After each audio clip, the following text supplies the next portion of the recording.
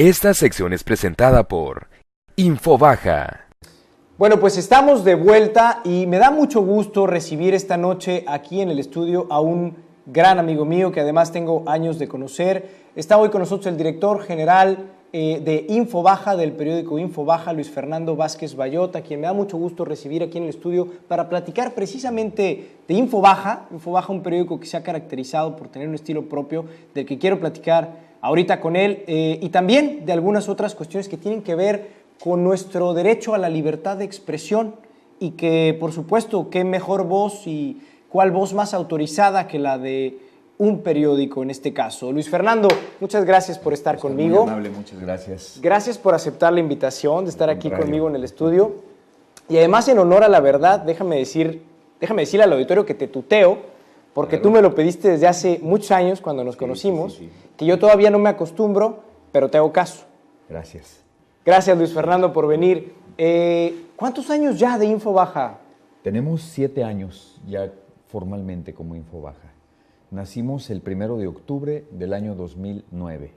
Aquí en Tijuana. Aquí en Tijuana, así es. Aunque también circulamos un poco en Mexicali y Rosarito principalmente. ¿Cómo surge la idea de echar a andar este modelo de periodismo que es Infobaja y que ahorita vamos a platicar de todo lo que podemos ver en Infobaja o su estilo de contenidos? Pero ¿cómo surge?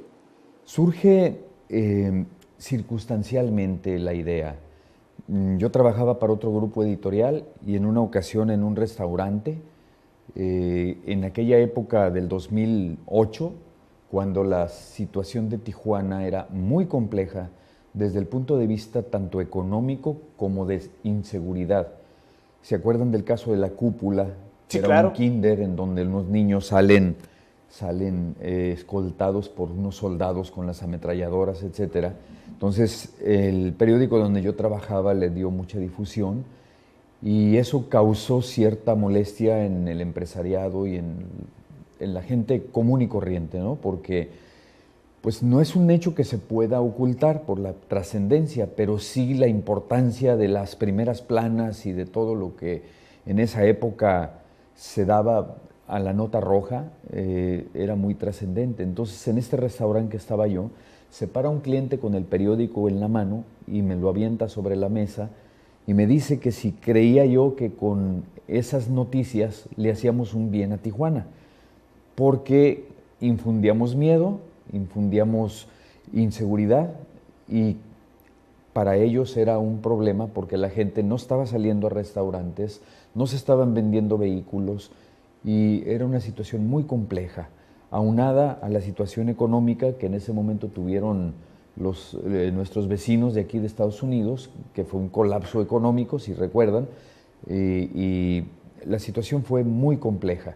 Entonces yo me acerco con el periódico donde yo trabajaba y planteo la situación, porque antes ese periódico iba a un segmento medio, hablo en segmento socioeconómico, medio, medio alto y alto, y se cambia de segmento y con este perfil nuevo pues abordaba todo ese tipo de notas. Entonces yo le comentaba que pues que había una inconformidad en la gente, que los iban a invitar a ellos como directivos y dueños a platicar esta inquietud. Entonces me dijo, bueno, pues es una decisión del consejo, si no te gusta el periodismo que se hace, pues búscale. Por otro lado. Por otro lado, ¿no? Porque esta decisión ya es una decisión tomada, ¿no?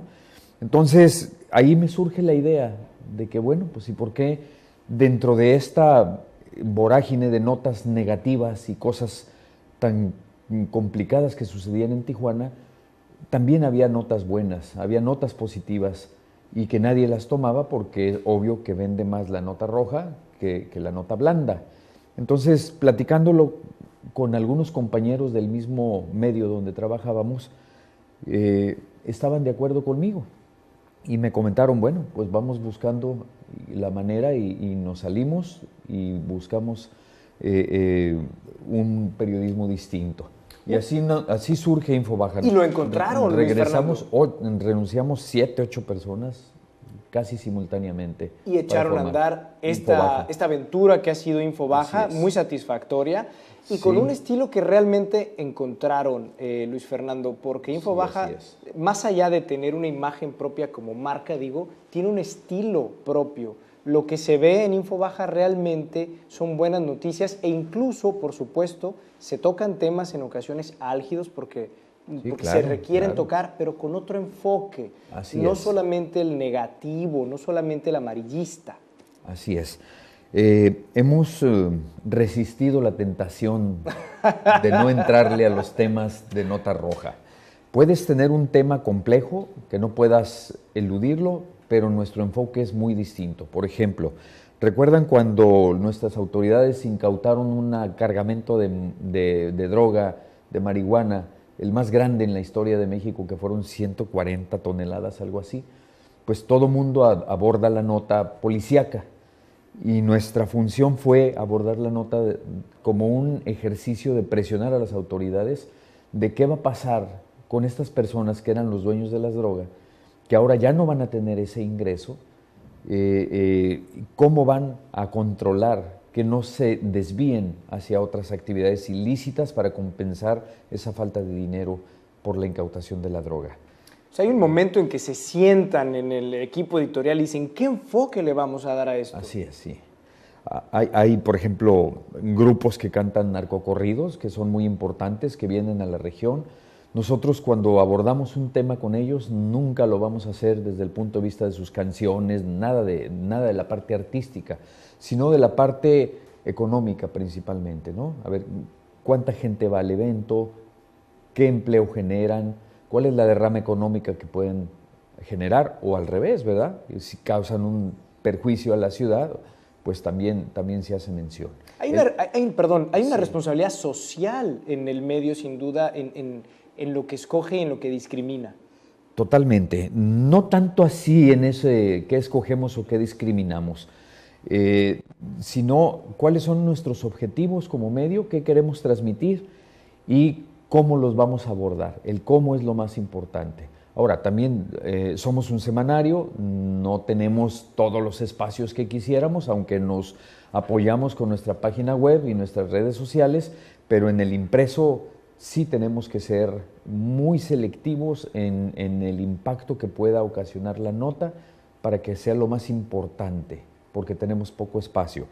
Y definitivamente ese es el criterio más importante. Y la responsabilidad social que mencionas es algo que desde el principio, inclusive nuestra campaña primera que tuvimos publicitaria para posicionar nuestro periódico, decíamos, ahora sí todo el mundo va a leer, porque son buenas noticias, las ponemos en tu mano y de manera gratuita. Entonces, la responsabilidad social va en el sentido de dar una buena nota, con una buena ortografía, buenos contenidos, para provocar que la gente lea más. Y que además es muy accesible Infobaja, porque así es. Decías tú, es gratuito Infobaja, eso es también un modelo que al menos aquí en un periódico con esas características no habíamos visto. Y además se distribuye en muchos lugares donde las personas pueden tener un fácil acceso. Así es. Retomando el tema de lo gratuito, ¿por qué decidimos que fuera gratuito? Durante 8 años más o menos, todos los lunes nos reuníamos en el otro grupo editorial para ver cuál había sido la nota más importante que había vendido más ejemplares. Desafortunadamente, la nota roja, la nota más violenta, aquí surgen los términos, si recuerdan, que el pozolero o el empozolado, el degollado, siempre que es escandalosa la nota es cuando más periódico se vende. Si nosotros le íbamos a poner un precio a la portada, no íbamos a vender periódicos. Iban a vender escándalos. De otra manera no lo desplazas. Entonces, ¿qué estrategia de distribución hicimos? Que fuera gratuito. Nosotros somos los dueños de nuestra portada, no tenemos que estar buscando la nota escandalosa para que se venda, ¿sí me explico? Por supuesto. Entonces, el hecho de ser gratuito nos permite también tener los puntos de distribución que nosotros escogemos. Estamos en 2.500 puntos aproximadamente, restaurantes, todos los lugares en donde la gente tiene algo que esperar, consultorios médicos, casas de cambio, son 2.500 puntos, peluquerías. Entonces, esa gratuidad nos hace que seamos muy dinámicos y que además ofrezcamos promociones muy especiales también, porque no estamos sujetos a devolución del periódico y podemos distribuirlo en lugares estratégicos. Una vez una escuela nos dice, oye, mi preparatoria se me bajó la matrícula, no puedo entrar a las secundarias que antes iba, que son el segmento de clase media, media alta, porque pusieron ya estas escuelas sus propias preparatorias. Entonces le digo, bueno, pues contratamos el anuncio en la página última, que le llamamos la contraportada, y nosotros te lo distribuimos a los papás. Se hizo el ejercicio y les fue excelente. ¿Qué hicimos nosotros? Pues en donde está la fila, donde están dejando al chamaco o recogiéndolo, a cada papá le entregamos un periódico que lo primero que veía era una nota positiva y el anuncio de la universidad que quería promover. Entonces, esas estrategias que van más allá de cuánto podemos ponerle a un periódico de valor en la portada, nos dejan mucho más satisfacciones y esa flexibilidad para poder hacer negociaciones que también nos ayuden a subsistir, porque no es sencillo en estos tiempos sostenerte con un medio impreso, ¿no? En cualquier tiempo, Luis Fernando, pero precisamente por el que estamos pasando yo creo que es más difícil. Y encontrar un modelo que les dé esa autonomía y que les permita trabajar, yo creo que es poco común y ustedes han tenido un éxito, un tino en darle esa imagen, ese mensaje positivo a la noticia, que la gente lo ha valorado, porque igual la población pudo no haberlo valorado. Sí, así es, sí.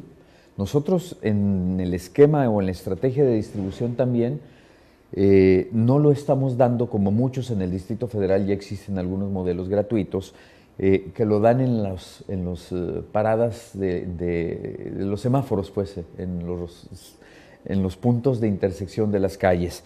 Nosotros lo dejamos en los comercios, en los lugares que ya platicaba, porque ahí la gente llega y toma el periódico.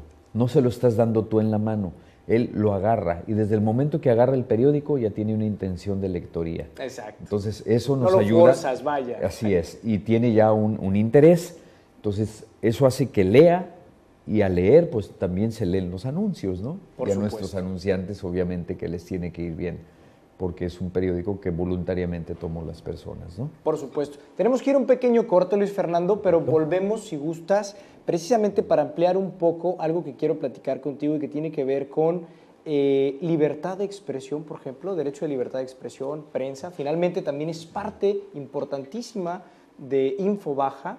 ¿Y cómo se ejerce hoy en día en México y en Baja California? Si gustas, volvemos. Gracias.